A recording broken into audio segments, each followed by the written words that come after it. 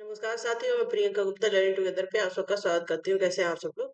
तो यहाँ पे हम लोग EMRS हॉस्टल वार्डन के लिए आपकी क्लासेस भी स्टार्ट हो चुकी हैं। ठीक है, जो भी आपकी अपकमिंग वैकेंसी है, वैकेंसी का नोटिफिकेशन आपको, जैसे कि आपने देखा है कि DB का एक और नोटिफिकेशन आ गया है। ठीक है, तो मार्च तक तो वही चलेगा। तो आपकी वैकेंसी लगभग मान के चलो 3 से 4 महीने तक आएगी। ठीक है, लेकिन तब तक हम लोग प्रैक्टिस सेट करते रहेंगे और जितने भी इम्पोर्टेंट चीजें हैं करते रहेंगे। जैसे कि मैं पहले बताती हूँ, ये सारी चीजें होती रहेंगी। ठीक है, अब जो एडमिनिस्ट्रेशन है EMRS का, ठीक है, वहां से जो चीजें हो रही है वो हमारे हाथ में नहीं है। हमारे हाथ में केवल हमारी प्रिपरेशन है, जिसको हम अच्छे से कर सकते हैं। ठीक है, और हालांकि EMRS का जितना भी प्रोसेस है वो पूरा कंटिन्यू है, चल रहा है। ठीक है, और आपकी वैकेंसी इस हिसाब से देखने को मिलेगी और वैकेंसी आएंगी, ऐसा नहीं है कि वैकेंसी नहीं आएंगी।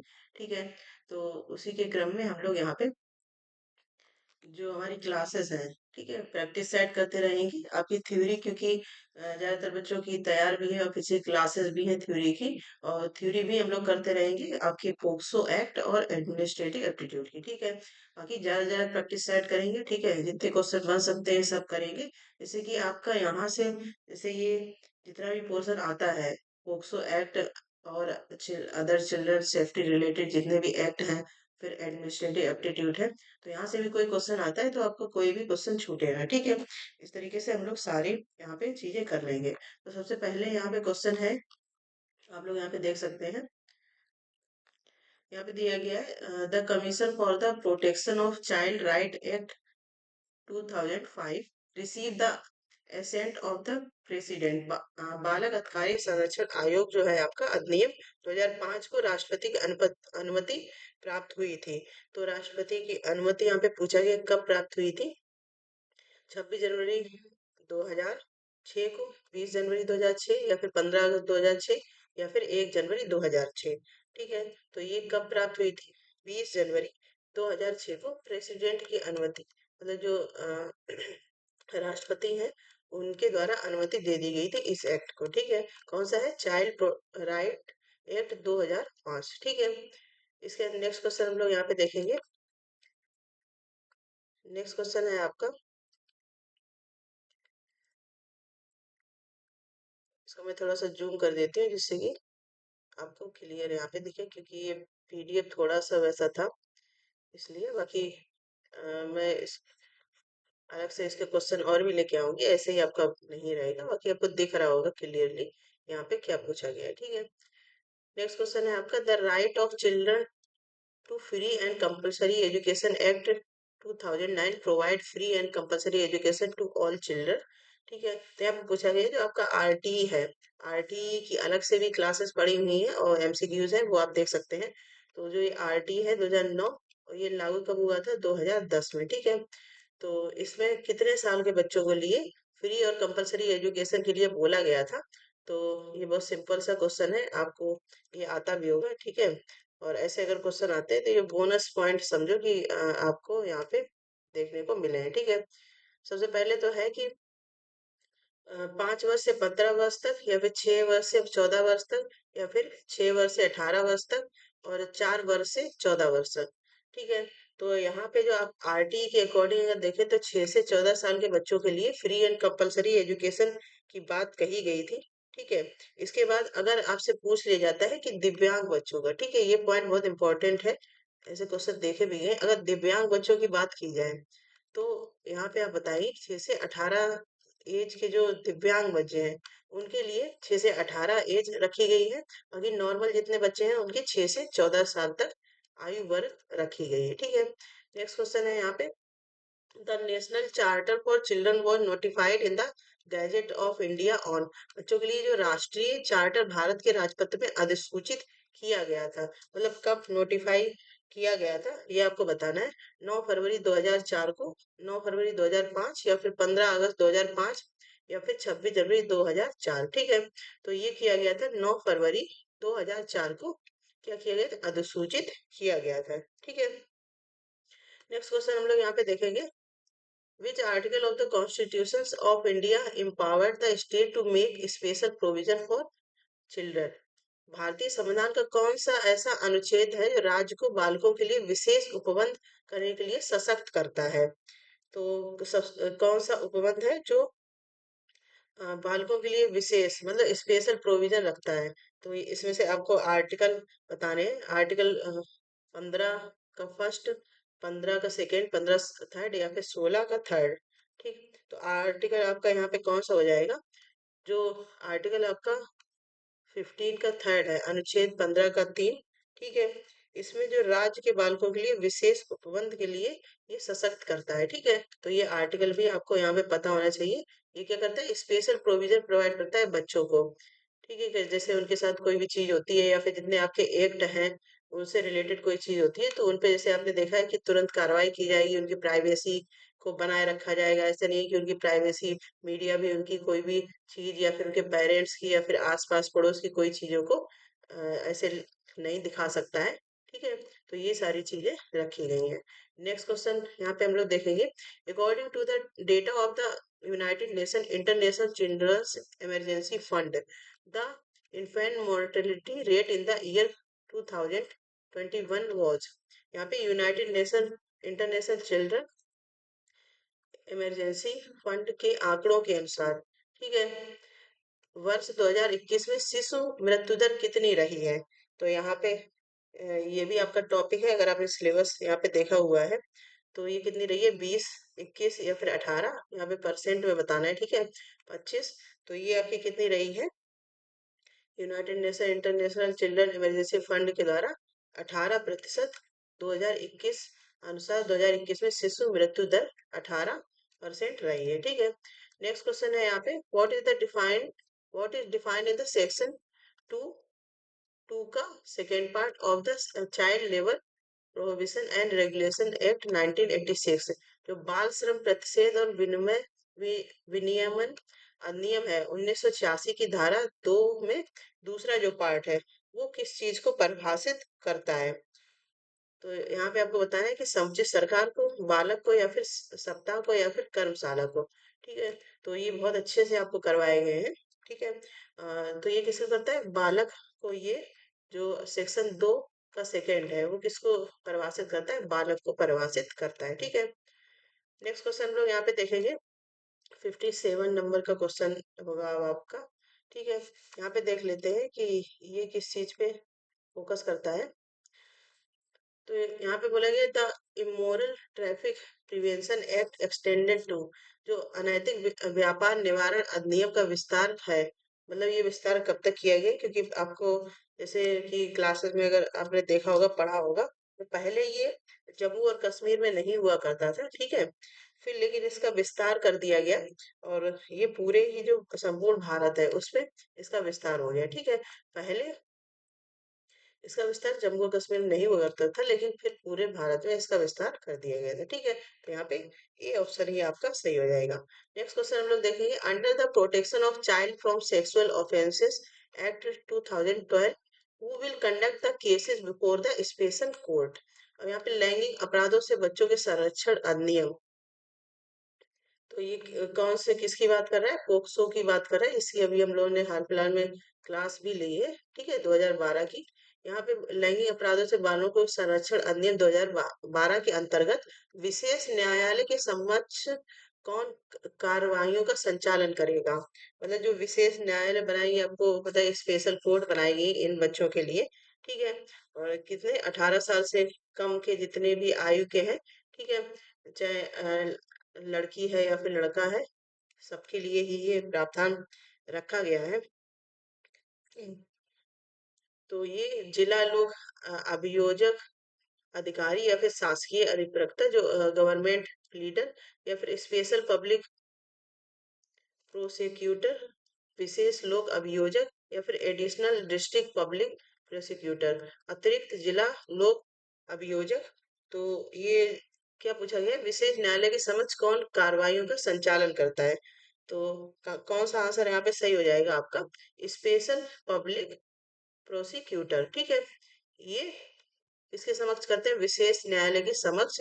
और किसके अंतर्गत ये पूछा गया? पोक्सो जो आपका 2012 का है उसके अंतर्गत बालकों का संरक्षण कि जो मतलब इसमें बालकों की जो भी कार्रवाई होती है उससे रिलेटेड जो भी चीजें होती हैं, तो वो एक स्पेशल पब्लिक प्रोसिक्यूटर के द्वारा किए जाते हैं, ठीक है।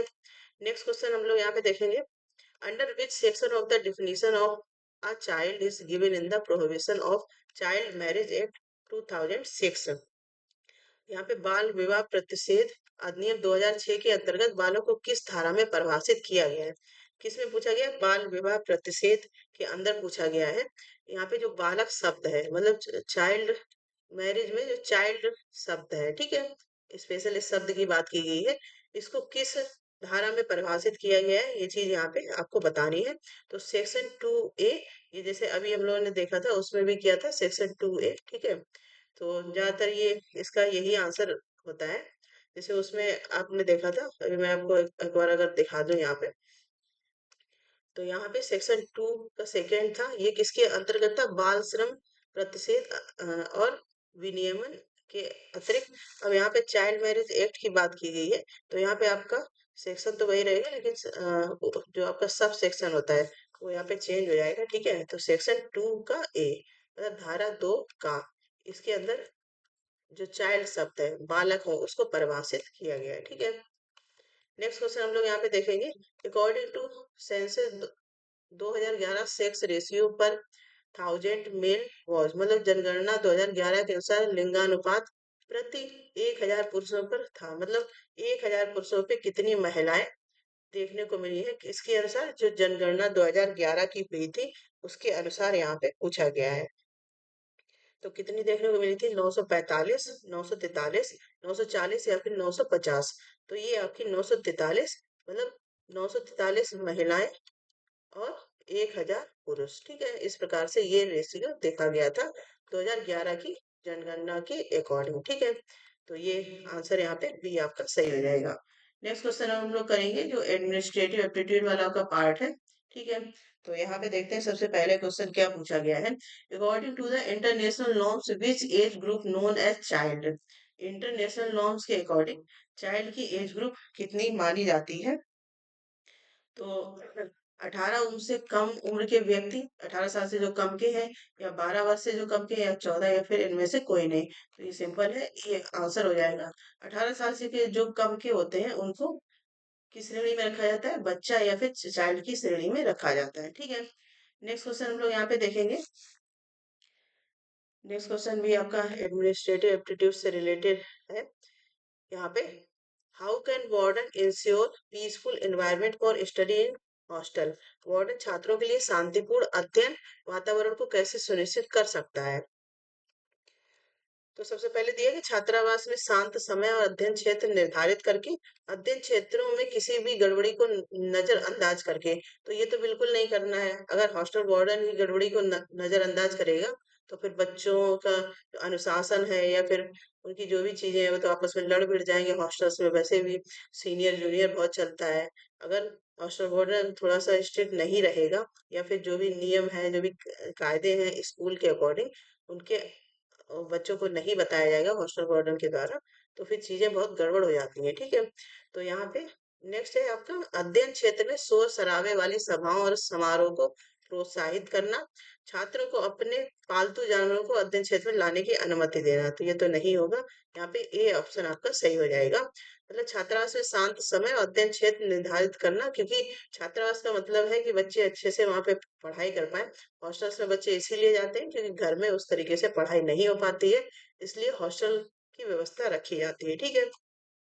नेक्स्ट क्वेश्चन हम लोग यहाँ पे देखेंगे, national education policy 2020 based on which framework?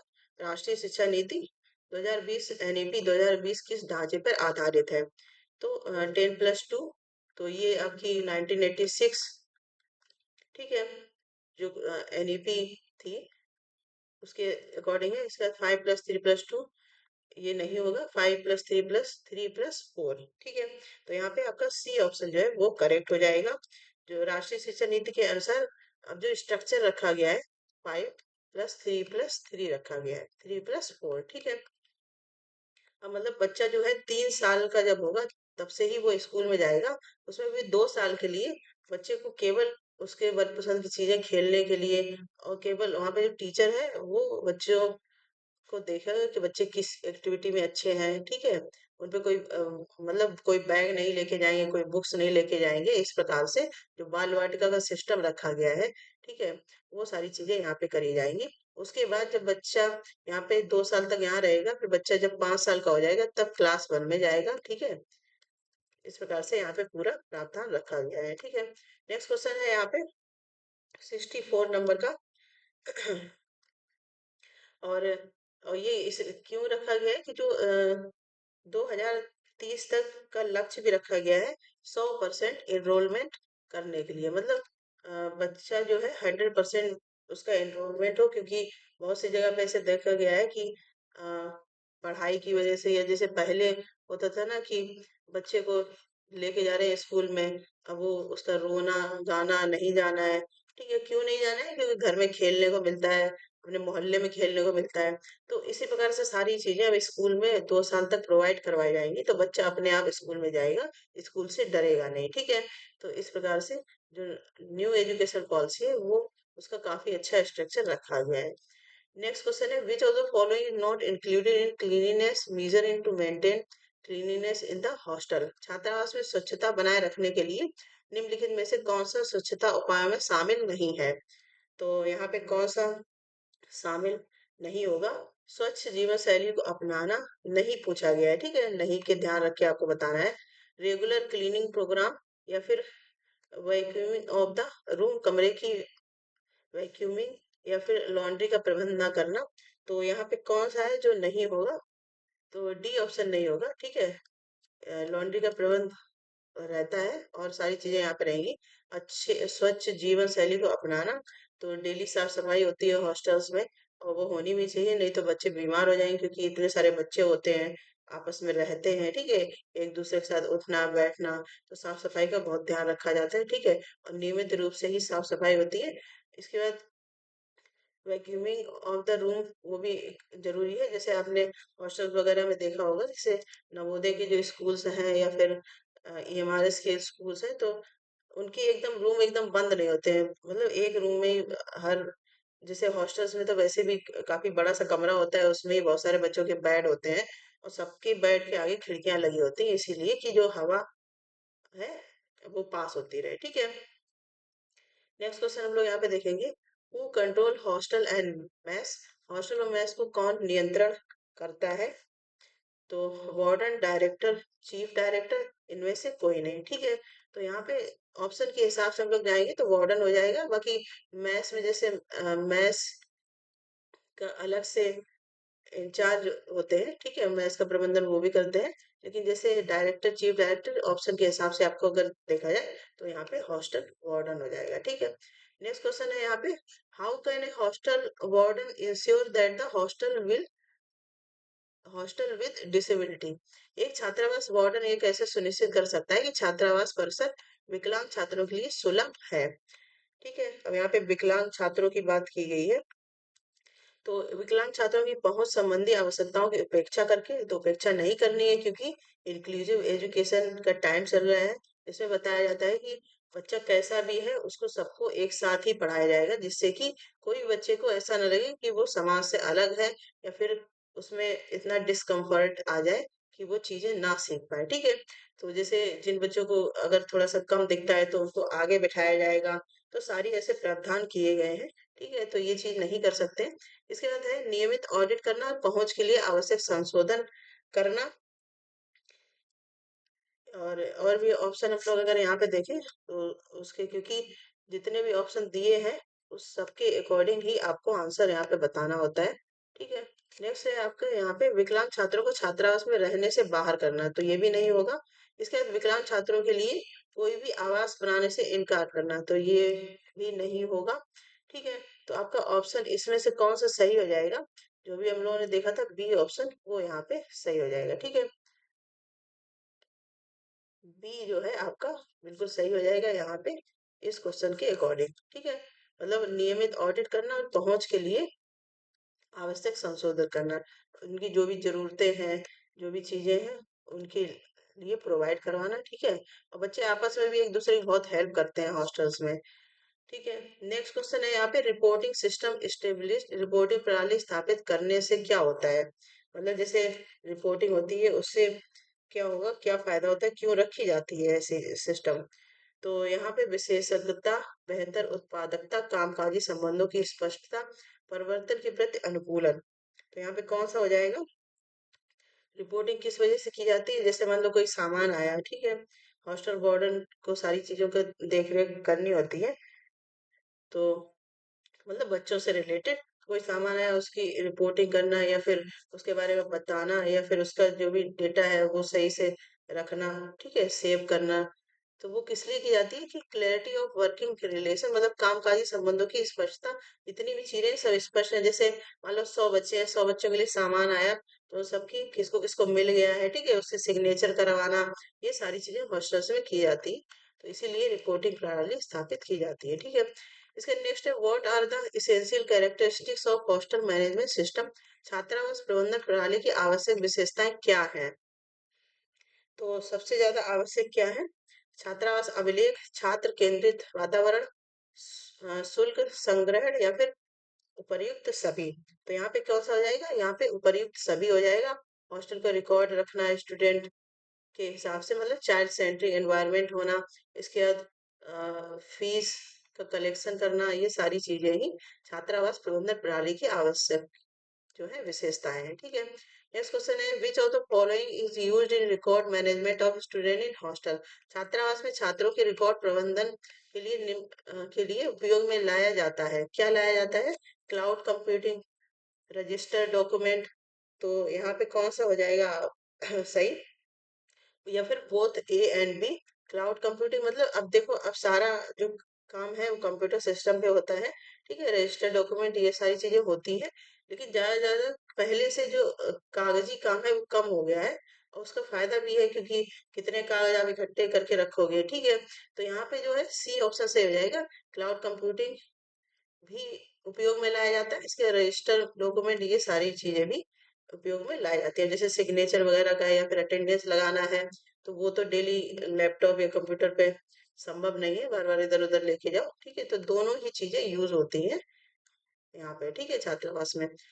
Next question है, as a hostel warden what is your primary responsibility? छात्रावास वार्डन के रूप में आपकी प्राथमिक जिम्मेदारी क्या है? हाँ, सबसे प्राथमिक जिम्मेदारी क्या हो जाएगी? छात्रों की सुरक्षा एवं भलाई सुनिश्चित करना, ठीक है। इसके बाद छात्रावास के वित्त का प्रबंधन करना, पाठ्येतर गतिविधियों का आयोजन, मतलब ऑर्गेनाइजिंग एक्स्ट्रा करिकुलम एक्टिविटी, या फिर handling academic affair of the student, छात्रों के शैक्षणिक मामलों को संभालना।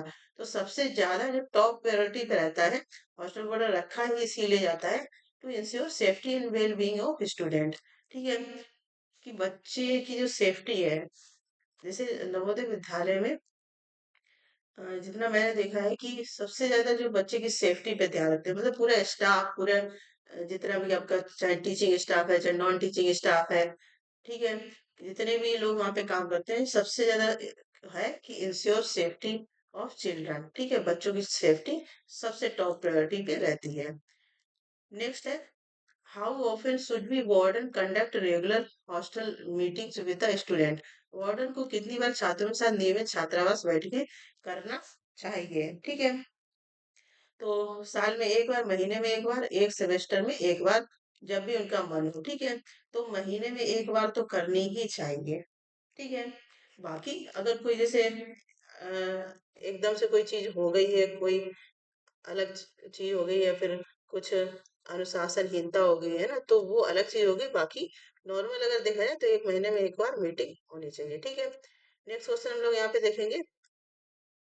नेक्स्ट है आपको, what can a warden do for promoting inclusiveness in hostel and stop bullying? Warden छात्रावास में समावेशिता को कैसे बढ़ावा दे सकता है तथा बदमाशी को कैसे रोक सकता है?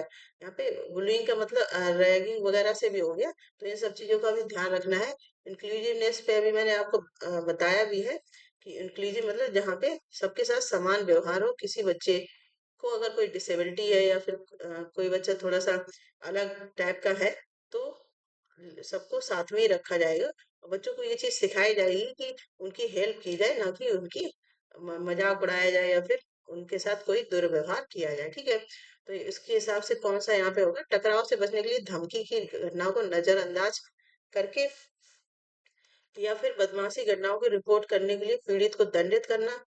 नेक्स्ट है बदमाशी विरोधी कार्यशाला और जागरूकता कार्यक्रम आयोजित करना।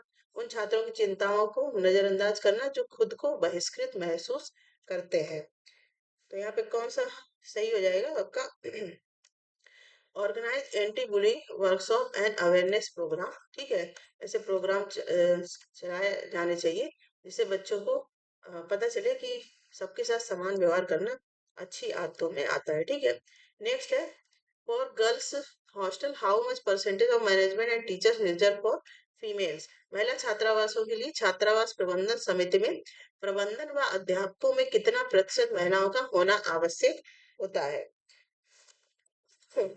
तो कितना जो फीमेल टीचर्स हैं या फिर हॉस्टल जो गर्ल्स हॉस्टल है उनकी बात यहाँ पे हो रही है।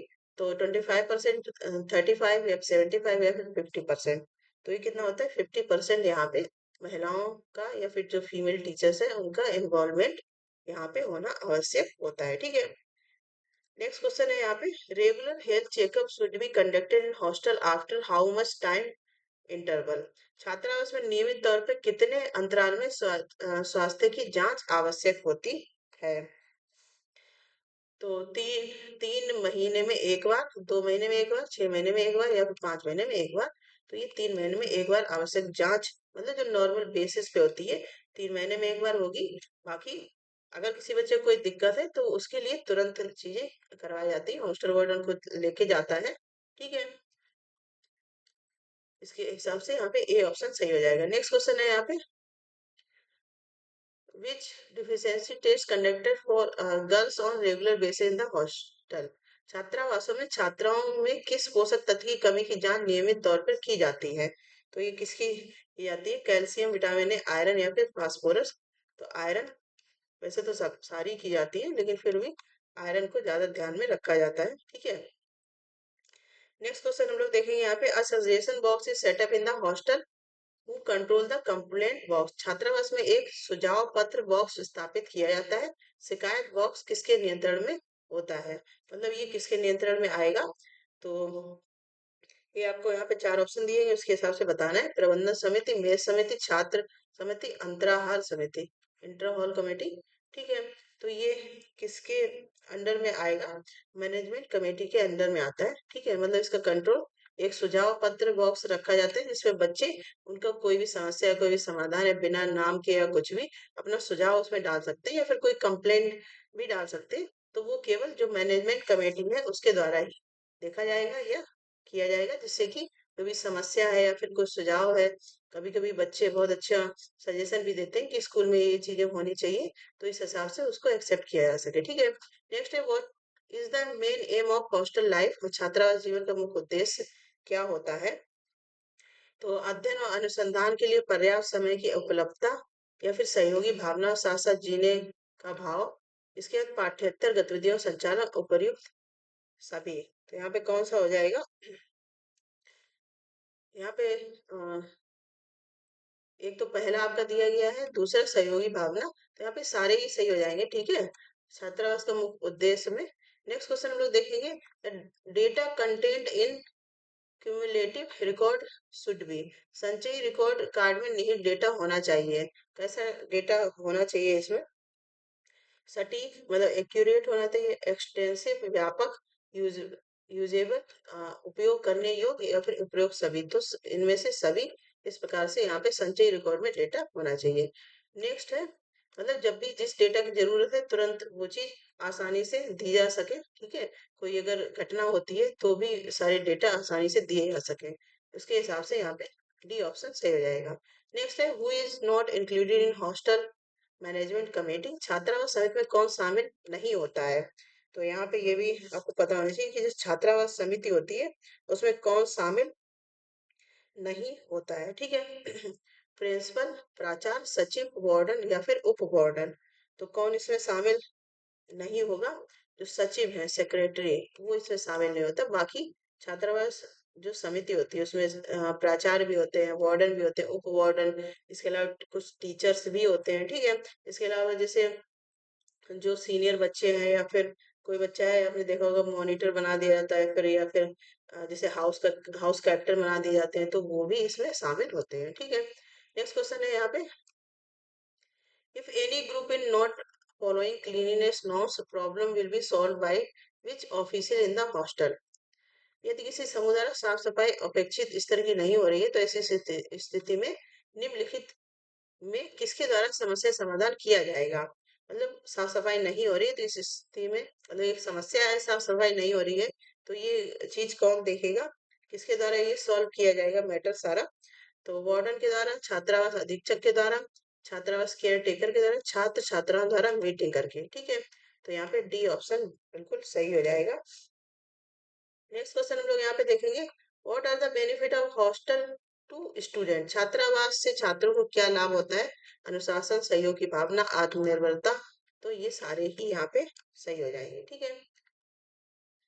नेक्स्ट क्वेश्चन है, what are the things being given for entertainment of student in the hostel? छात्रावास में छात्रों के मनोरंजन के लिए क्या क्या चीजें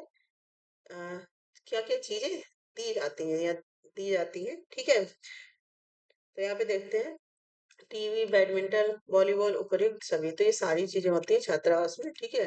पूरा उनको एक तरीके से घर से ज्यादा अच्छा माहौल दिया जाता है हॉस्टल्स में, ठीक है। Consider the following statement and give correct answer, निम्नलिखित कथनों पर विचार करें और अपना स्टेटमेंट बताएं, ठीक है। सबसे पहले, it is necessary to maintain healthy lifestyle and healthy environment. दूसरा है, encouraging the habits of good personal hygiene not only help to pupils health benefit but also help in maintaining the cleanliness of the areas, ठीक है। तो यहाँ पे कौन सा सही हो जाएगा? तो ये दोनों ही ऑप्शन आपके सही है, ठीक है। नेक्स्ट क्वेश्चन हम लोग देखेंगे यहाँ पे, which consumable goods are provided to student in hostel? छात्रावास में छात्रों को कौन सी उपभोग सामग्रियां उपलब्ध कराई जाती हैं? कंज्यूमेबल मैंने आपको पिछली क्लास में एक बार अभी करवाया हुआ है ये, ठीक है, तो आप देख सकते हैं वहां पे। तो कौन सी उपलब्ध करवाई जाती है? चौकी, मेज, कुर्सी, बुक सेल्फ, अलमारी, हल्का लोहे का बक्सा, इन्वर्टर, झाड़ू, ठीक है, गद्दा, तकिया, कूड़ेदान, साइकिल, मग, बाल्टी, पोछा, एसी। एसी का तो कोई काम ही नहीं है, तो यहाँ पे ए ऑप्शन सबसे ज्यादा सटीक हो जाएगा, ठीक है। नेक्स्ट क्वेश्चन है यहाँ पे, अ वार्डन इज अपॉइंटेड, यहाँ पे अपॉइंटेड है ऑन हाउ मैनी स्टूडेंट? एक वार्डन की नियुक्ति कितने छात्र छात्राओं के लिए की जाती है, मतलब कितने बच्चों पर एक वार्डन होता है? तो यहाँ पे 40 से 60, 60 से 80, 80 से 100, 100 से 120। तो यहाँ पे 60 से 80 हो जाएगा, बाकी अपने अलग अलग नॉर्म्स होते हैं अलग अलग जगहों के स्कूल्स के, ठीक है, उसके हिसाब से। नेक्स्ट है, how many times in year accounts of the hostel required to be audited? छात्रावास के खातों का परीक्षण एक वर्ष में न्यूनतम कितनी बार होना आवश्यक है? तो ये क्वेश्चन देखते हैं यहाँ पे। सबसे पहला दिया गया है यहाँ पे, एक बार होना आवश्यक है, और दूसरा है आपका 2 बार, ठीक है। तीसरा दिया गया है कि 3 बार या फिर 4 बार। तो ये कितनी बार? एक बार। कब? एक वर्ष में एक बार इसका ऑडिट होना आवश्यक है, ए ऑप्शन यहाँ पे सही हो जाएगा। नेक्स्ट क्वेश्चन है, which of the following required to avoid error in the management of student in hostel? छात्रावास में छात्रों के प्रबंधन में त्रुटियों से बचने के लिए आवश्यक क्या है? तो त्रुटियों से बचने के लिए आवश्यक मैनुअल, स्वचालित उपकरण, सॉफ्टवेयर कोई नहीं। छात्रावासों में छात्रों के प्रबंधन में त्रुटियों से बचने के लिए आवश्यक क्या होता है? यहाँ पे आपका सॉफ्टवेयर, ठीक है। इसके नेक्स्ट क्वेश्चन हम लोग यहाँ पे देखेंगे। नेक्स्ट है आपका What type of information is required in modern management of financial statement like profit and loss account and balance? आधुनिक प्रबंधन में लाभ और हानि वाले खाते और बैलेंस शीट जैसे वित्तीय विवरणों के लिए किस प्रकार की जानकारी की आवश्यकता होती है? कम विस्तृत, अधिक विस्तृत, सीमित या फिर बहुत अधिक प्रतिबंधित? तो ये कौन सा हो जाएगा आपका? मोर डिटेल्ड, ठीक है। यहाँ पे बी ऑप्शन सही हो जाएगा। नेक्स्ट क्वेश्चन है, in which register the behaviour done by the student is recorded? छात्र की ओर से किया गया असमान व्यवहार किस रजिस्टर में दर्ज होता है? तो उपस्थिति रजिस्टर, शैक्षिक परामर्श या फिर इनमें से कोई नहीं। तो ये किस में होगा दर्ज? जो आपका कंसल्टेशन रजिस्टर होता है, परामर्श रजिस्टर, इसमें अगर कोई भी ऐसा व्यवहार किया गया है जो अ, वांछनीय नहीं है, ठीक है, तो यहाँ पे इस परामर्श रजिस्टर में इसको दर्ज किया जाएगा। नेक्स्ट क्वेश्चन है, what is the person who run the hostel called? वह व्यक्ति जो हॉस्टल की देखरेख करता है उसको क्या कहा जाता है? उसको तो वार्डन कहा जाता है, ठीक है। यहाँ पे क्योंकि वार्डन की जो सब चीज की हॉस्टल में देखरेख करता है, बच्चों की साफ सफाई सारी चीजें। तो ये आपके एक्ट और एडमिनिस्ट्रेटिव एप्टीट्यूड से रिलेटेड क्वेश्चन थे। उम्मीद है आपको अच्छे लगे होंगे। इसी प्रकार से हम लोग करते रहेंगे प्रैक्टिस। इसमें कोई सजेशन या डाउट है तो आप कमेंट सेक्शन में पूछ सकते हैं। और इसी प्रकार के अपडेट के लिए बने रहिए और पढ़ाई करते रहिए। हॉस्टल वार्डन के लिए जिन लोगों को भी लेनी है अगली सीट, तो बने रहिए लर्निंग टुगेदर से। धन्यवाद।